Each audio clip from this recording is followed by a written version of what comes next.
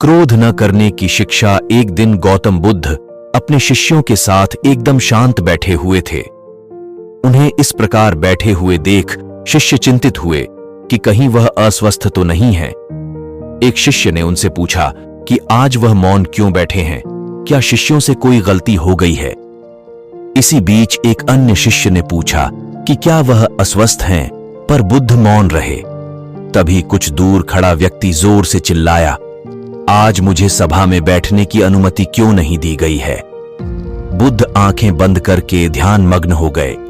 वह व्यक्ति फिर से चिल्लाया, मुझे प्रवेश की अनुमति क्यों नहीं मिली? इसी बीच एक उदार शिष्य ने उसका पक्ष लेते हुए कहा कि उसे सभा में आने की अनुमति प्रदान की जाए। बुद्ध ने आंखें खोली और बोले, नहीं, वह अछूत है, उसे आज्ञा नहीं दी जा सकती।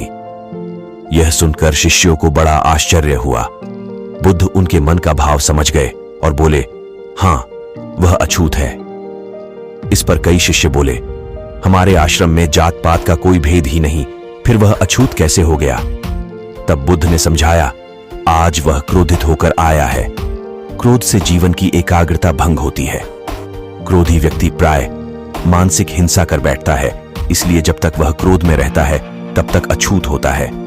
इसलिए उसे कुछ समय एकांत में खड़े रहना चाहिए। क्रोधित शिष्य भी बुद्ध की बातें सुन रहा था। पश्चाताप की अग्नि में तपकर वह समझ चुका था कि अहिंसा ही मनुष्य का महान कर्तव्य व परम धर्म है। वह बुद्ध के चरणों में गिर पड़ा और कभी क्रोध न करने का प्रण लिया। शिक्षा। आशय यह है कि क्रोध के कारण व्यक्ति अनर्थ कर बैठता है और पश्चाताप उसे बाद में होता है, जिसका कोई लाभ नहीं मिलता। इसलिए हमें क्रोध नहीं करना चाहिए। असल मायने में क्रोधित व्यक्ति अछूत हो जाता है और उसे अकेला छोड़ देना चाहिए।